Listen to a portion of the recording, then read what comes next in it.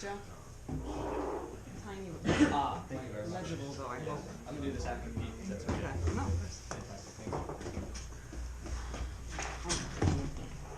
No. Okay, so Pete's kicking us off today. I'll let him tell his story, so I'm stealing thunder. So anything, thank you very much. Really, it's anything that you think you wish you would have known earlier than what you found out about it. Okay. Yeah. That you can, any mistake you've made, anything that you wish you would have known. And can Okay, you come cool. up front? Yeah. Oh, because I'm being recorded? Yeah. Okay. So are people watching this right now? Yes. Yeah? No. Yeah? Well, we are. Just these people. Yeah. Cool. Well, I'm Pete, and most of you. So when I started in the business, I came in on the editorial side. So I was working with Addison and Dave Gonigan, who runs a free e-letter called the 5 Minute Forecast. And so at the time, I didn't even come in like you guys writing copy. So in a way, the number one thing that I would have done, so it started in Agora writing copy. If only I had gotten the opportunity to get whatever message you guys got or intro to copy. So in a way, you have a huge advantage over me because I had a year and a half, maybe 2 years in the business before I ever wrote copy. So you already have the biggest advantage over me starting here. So I guess then the number one thing you should do is really appreciate the opportunity you have. Because when you look at copy or when you look at something like written about Altucher and Wired or something, like you can get the impression, right, that what we do isn't serious or it's not going to be something that you can really make a career out of. It's actually the exact opposite. It's very difficult. It's totally serious. It's backed up by real stuff if you do it right. But it takes very hard work and few people succeed at it. And so the number one thing I tell you is don't squander the opportunity thinking that because we have really chill offices or we get to come into work just like this or we start off-site in a cool place like this, that you don't have to work hard or that this is like fun time. I've seen so many people in this business have like, some of them even like 5. I hope we're at a place in this business that you don't get this long lease on life if you're not working out here. But I've seen people have as long as 5 years of just good times. They collect a paycheck, they roll in like after 9, they roll out before 5.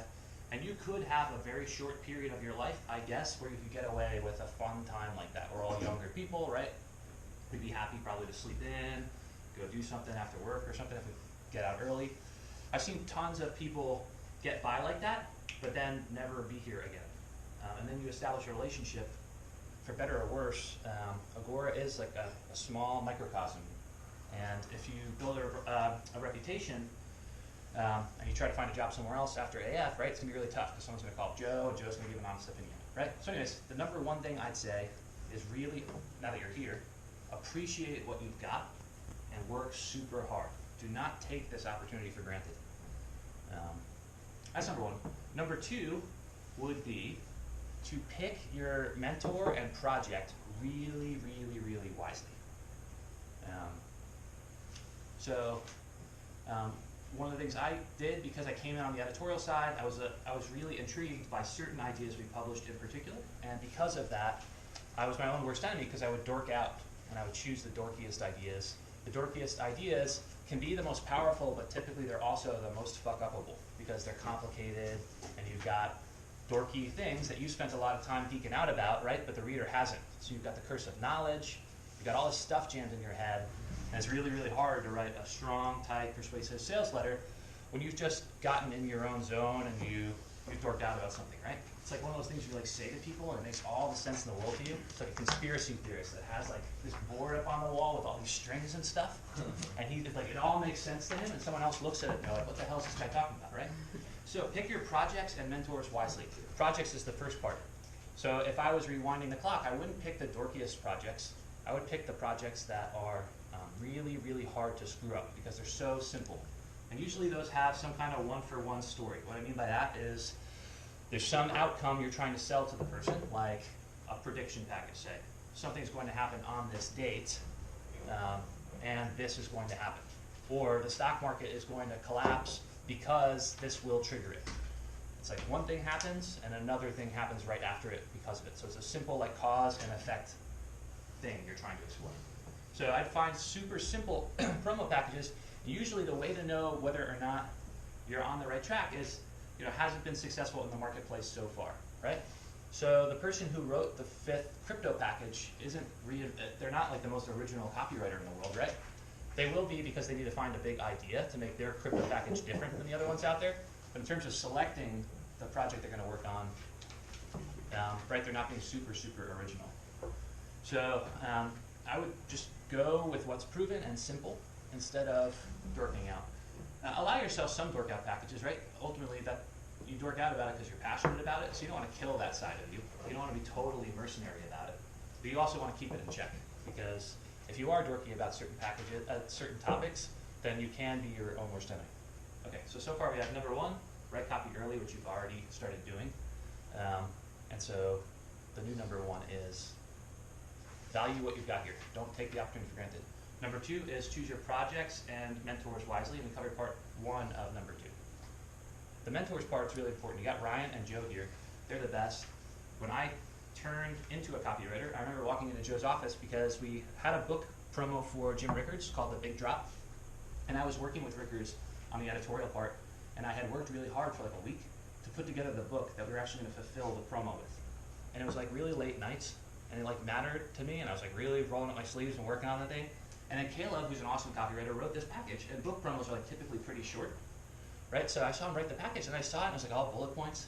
And I just remember thinking to myself, I'm like, I feel like a total sucker right now. I'm like, because Caleb's going to collect a check on this promo. He wrote this. It's an awesome promo. He deserves the checks on it. But I wrote the book, and like, there's not as much upside on that editorial side as there is with copy, right? Because ultimately someone needs to buy the book for the thing to be valuable, right? So that's when I went into Joe's office, and I was writing an e-letter at the time too and doing some stuff, and I was like, I don't want to work on this anymore. I'll work on like e-letters when I've like made my career in copy. And so I asked if I could do copy, and he said yes, but then he also helped me out with my first couple packages. And if someone else had helped me out other than Joe, I mean, I could have lucked out, maybe got another good mentor. Maybe I could have worked with Ryan at the time or something. But had I worked with anyone else or done it alone, I would have failed. So having a very good mentor to tell you when you're off track, to help you get back on track, to push you is really, really, really important. So I'd find a good mentor. The cool part is we probably have more people in the business now than when I started that could be a mentor to you. So that's pretty cool. So pick your projects and mentors wisely. And then number 3 is work fast. So pretty much all your early packages are not going to be great, right? You're just starting, so how could they be? I mean, it could be blind luck, I guess, that you write a really, really great package, but chances are you're not. And you might not for 2 packages or 3 packages. Who knows? Kyle hit it pretty big, but to my second point, projects and mentors, just a show, don't tell. Kyle just wrote a promo for us for Currency Wars Alert called Rickard. It was like a sub-product called Rickard's Crypto Profits, and the promo was, this is the 70-cent, Rickards had never ever recommended a crypto before, okay? Never. In fact, he was seemingly anti-crypto. So when he came out with a promo that said this 70-cent crypto could make you rich in 2018, and it's the only thing I'm willing to stake my reputation on, that made a big splash with our readers, right? That promo's done it's probably making a run at 2.5 gross. It's at 2.7 or not. Oh, excuse me, 2.7 gross. Not that you're counting. Yeah. So 2.7 gross. I'm going to save the other thing Kyle did because that's my third point. But crypto, again, that's a proven area in the copy space right now, right? And then he worked with Avaldo, who's one of the great mentors that if you can work with him, you should. So to my point, Kyle exercised number 2, and he's got a $2.7 million package gross, and that's your first package? Yeah. So, I mean, that's the way to do it, right?